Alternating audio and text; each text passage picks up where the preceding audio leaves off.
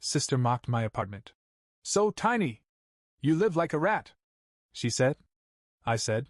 Cool, then you don't need the free rent anymore. And that same night she texted me 14 times. It's funny how some moments etch themselves into your memory with perfect clarity, not because they're beautiful, but because they break something inside you. So when my sister Melanie burst out laughing and said, "Oh my God, this place is so tiny! You live like a rat!" It didn't feel like a joke. Not to me. Not after everything I'd done. We were standing in the middle of my studio apartment. A clean, modest little place I'd worked years to afford. White walls, hardwood floors, the faint hum of the city outside my window. A small desk with my gaming rig. A tea kettle on the stove. String lights draped above my bed like stars I'd earned. But none of that mattered to Melanie. She stood there in her expensive boots, tossing her hair and scanning the space like she was on some kind of bad reality show. My cousins Kyle and Britt were there too, sitting on the futon and glancing at each other like they didn't quite know whether to laugh or cringe. And that was the moment I knew something was about to shift.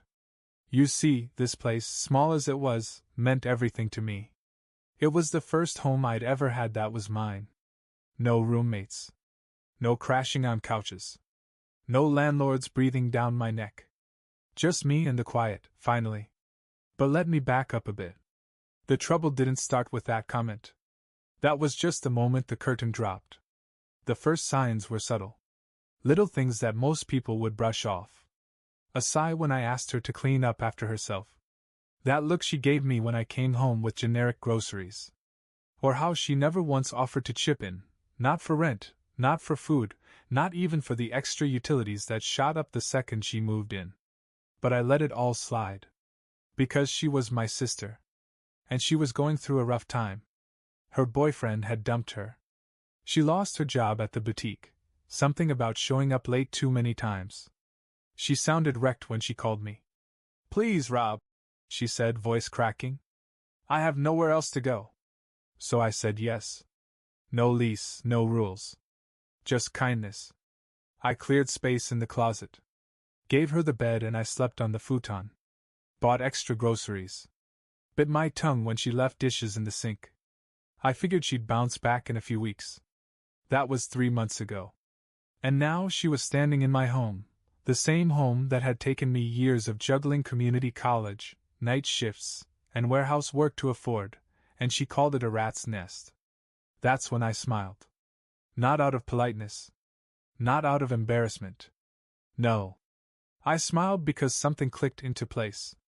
I realized right then and there, Melanie had never seen what this place was. She'd only seen what it wasn't. And I was done letting her stay blind to it. The worst part wasn't even what she said, it was how she said it. Like she was entertaining a crowd. "Seriously, Robbie," Melanie went on, still laughing. "Where do you even eat? On your lap like a squirrel?" She looked around and clapped her hands together like she was hosting a tour. "No dining table. One window. And is that a fold-up chair?" Kyle gave an awkward chuckle, but Britt elbowed him gently and whispered something under her breath. He shut up quick. I just stood there, watching Melanie perform. She didn't realize the words she was tossing out like confetti were cutting deep. That this tiny apartment, with its one window and thrifted furniture, wasn't just a place, it was a symbol. Of finally getting out from under crushing debt. Of saying no to bosses who screamed and yes to online classes that ate my nights. Of building a life that didn't rely on anyone but me. But Melanie? She wasn't interested in any of that. She was used to getting rescued. Our parents always bailed her out. When she maxed out credit cards, Dad refinanced. When she dropped out of college after a semester, Mom blamed the professors. And when her last 3 relationships blew up, she moved from boyfriend to boyfriend like stepping stones, until they all got tired of footing her bills. And then she came to me. To be honest, I didn't think twice when she called crying. I told her, "Come over. Stay as long as you need." But I should have known better. Because the signs had been there since week 1. Like the time she, accidentally, used my debit card to order Thai takeout, for her and her friends. Or when I came home to find her wearing my hoodie, lounging on my futon, feet on my desk, scrolling through Instagram with a half-eaten cupcake on my keyboard. She never cleaned. Never asked if I was okay. Never even thanked me. But I told myself she was just hurting. Until tonight. Tonight she stood in the middle of my living room and humiliated me in front of people I cared about. And when she laughed and said, "How do you even date with a setup like this?" I saw Kyle's expression change. That's when I realized I wasn't the only one who thought this had gone too far. Melanie caught the silence and paused. She looked at my face, searching for a reaction. She wasn't expecting what she found. I took a step forward, slow, calm. "Cool," I said. My voice didn't rise. It didn't need to. "Then you don't need the free rent anymore." Her smile faltered. "What?" "You can pack your stuff," I said, still steady. "You've got 3 days." And just like that, the room flipped. Melanie blinked, like she was trying to reset reality. As if maybe I'd misspoken. "You're kicking me out?" she said, her voice losing that cocky edge. "Over a joke?" I didn't flinch. I didn't laugh. I didn't even blink. "It wasn't a joke," I said. "You meant every word. And I heard you." Kyle stood up awkwardly. "Hey man, we didn't mean to." "You're good," I cut in. "You didn't say anything. This isn't about you." Melanie looked around the room like someone had moved the ground beneath her. For a moment she seemed almost small. Like the punchline had backfired. I didn't need to raise my voice. I didn't have to prove I was serious. The calm was louder than any shouting could have been. She didn't say another word that night. Just gathered her things in a huff and slammed the door to the bathroom, pretending to have some urgent reason not to be in the room anymore. Kyle and Britt, bless them, stayed for 5 more minutes, offering up those polite, murmured goodbyes you give when someone's had a public meltdown and you don't know how to make it less awkward. When the door finally closed behind them, the quiet in the apartment was like a warm blanket. I cleaned up the kitchen, wiped down the counters, lit a cinnamon candle I only used when I really needed peace. And I sat on the futon, staring at the little tea kettle starting to hiss on the stove. That's when it started. Buzz. One text. "Melanie. Okay, wow. You're really doing this? After everything I've been through?" Then a second. Then a third. By midnight, it was 14 messages. Each one more erratic than the last. "I didn't mean it like that. You know I'm stressed, right? Are you seriously abandoning me like everyone else? This is low, even for you." Some were apologies wrapped in guilt trips. Others were full-on tantrums. One had a crying emoji followed by a screenshot of a text from her ex, as if that was my responsibility now, too. I didn't answer a single one. I muted her number and tossed my phone on the bed. And for the first time in 3 months, I slept like a rock. The next morning, the apartment felt different. Lighter. The air wasn't clogged with tension or perfume, or the buzz of someone pacing while talking on speakerphone. The futon was made. My desk was organized. My tea was steeping without anyone asking if I had almond milk. Melanie hadn't come out of the bathroom until long after the cousins left the night before. I half expected her to stomp into the living room again, arms crossed, firing off guilt like a sprinkler, but she stayed silent. I didn't go out of my way to talk to her. She spent most of the day sulking in the room, her phone lighting up with texts I wasn't curious enough to read. Once or twice, I heard her open the fridge and sigh loudly, probably hoping I'd offer to go grocery shopping. I didn't. That night, I cleaned everything, top to bottom. Vacuumed the rug. Wiped the windows. Took out a box of string lights I hadn't used since moving in. I looped them along the curtain rod, soft white against the evening skyline. Then I brewed a mug of green tea, set it beside my keyboard, and sat down at my desk. I looked around my little rat's nest. It was perfect. Quiet. Clean. Mine. And then I had an idea. I snapped a photo, the soft lights glowing against the walls, the cup of tea steaming gently, the cozy hum of my monitor casting a blue tint across the room. It looked like the cover of a "This is Peace" Pinterest board. I posted it online with a simple caption. Turns out this rat's nest is paradise when there's no pest around. Mouse face sparkles. I didn't tag her. I didn't need to. But it didn't take long. A few mutuals liked it.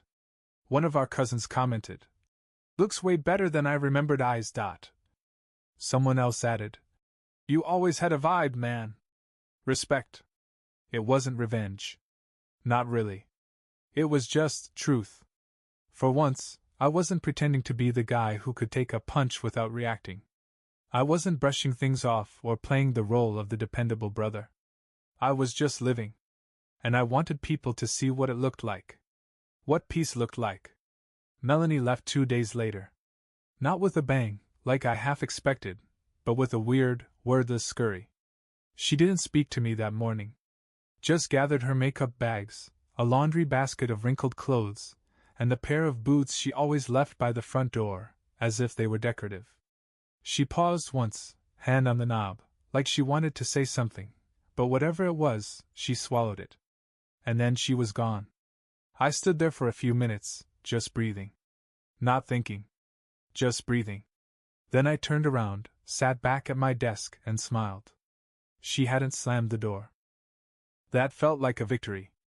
I could have left the place quiet for a while, lived in solitude, enjoyed my space like a well-earned secret, but the practical part of me started doing math.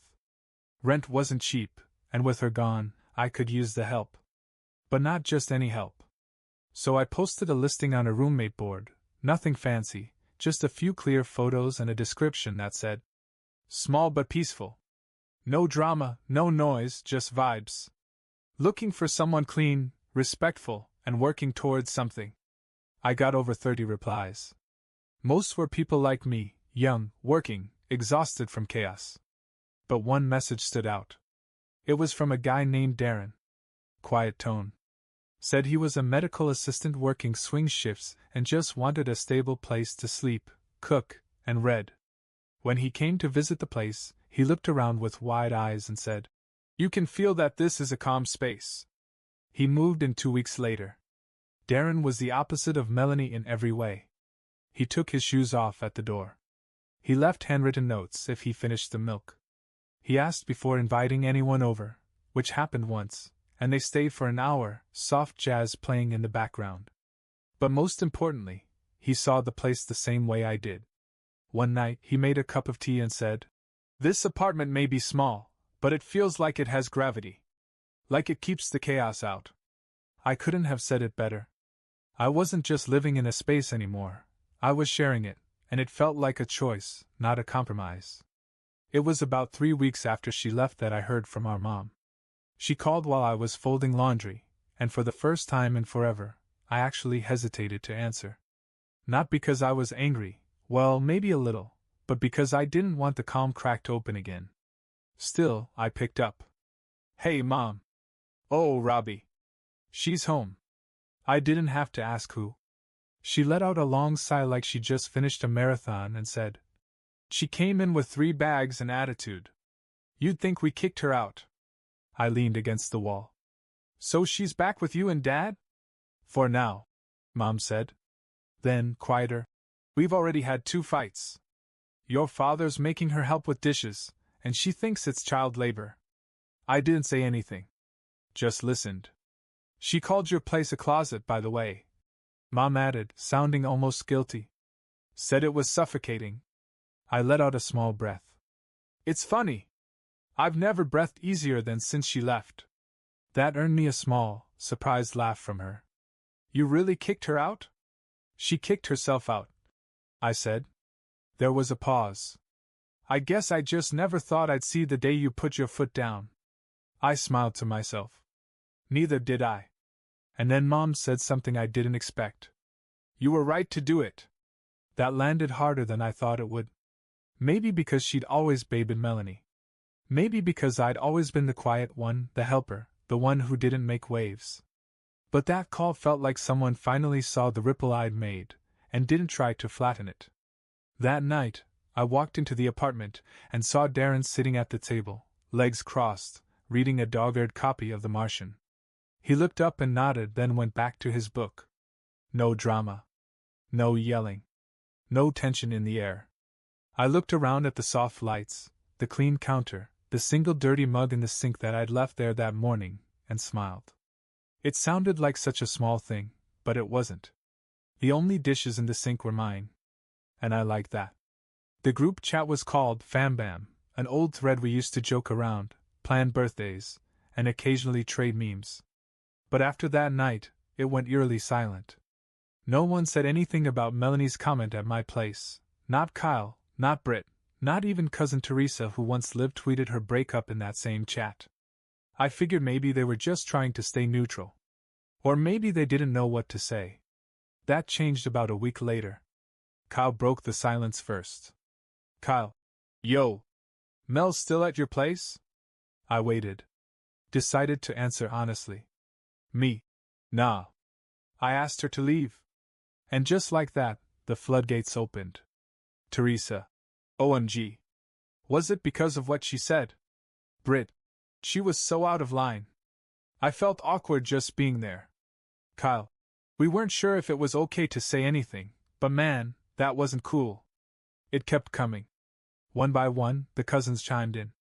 Not a single person defended her. Not one. Then Britt sent a screenshot from Melanie's Instagram story. It was a selfie with the caption, "Back at the Parent Trap. Thanks for nothing." Underneath, someone had commented, "You were living rent-free, girl." No. Melanie had deleted it an hour later, but the damage was done. Her whole "I'm the victim" routine wasn't landing like it used to. Later that night, Teresa messaged me privately. Teresa. You know, you handled it like a boss. I would have snapped. You didn't. Respect. I stared at that message longer than I expected. Because honestly, I'd spent years wondering if being the calm one meant being weak. If not reacting made me a doormat. But this time, the quiet was the reaction. And it spoke louder than yelling ever could. There was a moment, maybe the third night after she left, when I sat on the futon and waited to feel something: regret, guilt, doubt. Something. But all I felt was space. Not just physical, though, yeah, that too. The closet door actually closed now.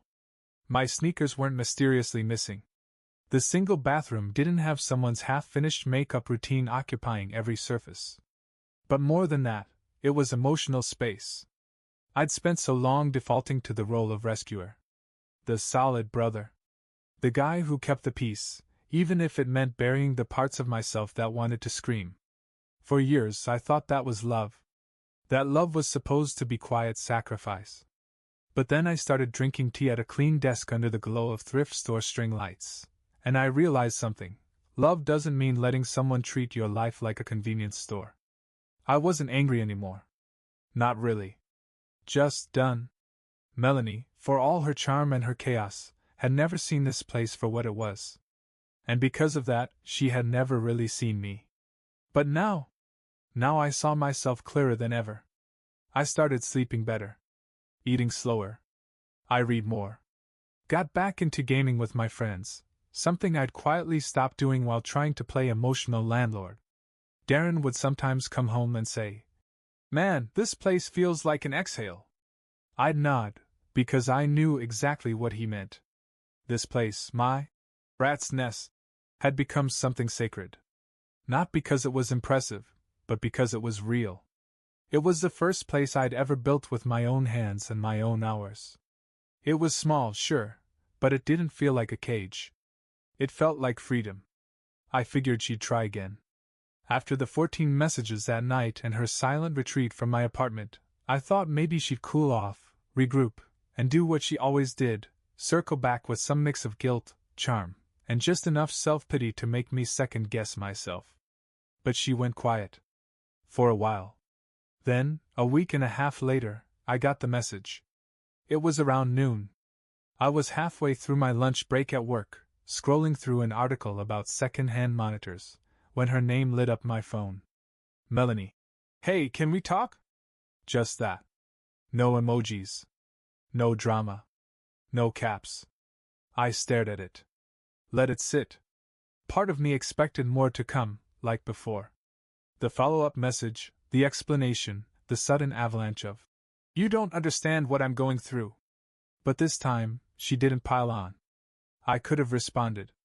Could have said, "About what?" Or, "Now's not a good time." But I didn't. Because I knew what she wanted. She wanted a soft opening. A foot in the door. A moment of hesitation to wedge open space for her version of events. Maybe even just the chance to say it wasn't really about the apartment, or that I'd taken it the wrong way. But there wasn't a wrong way to hear someone say, "You live like a rat." I locked my phone and went back to my sandwich. That night, I got home around 7. The apartment was warm. Darren had left the light on above the stove, and the quiet hum of life felt inviting, not empty. I sat at my desk and opened my window just a crack. The city outside was alive, but distant. Sirens in the background, somewhere far enough not to matter. I boiled water, dropped a lemon ginger tea bag into a mug, and leaned back. Then I scrolled up to her message again. Still unread. I didn't open it. Didn't need to.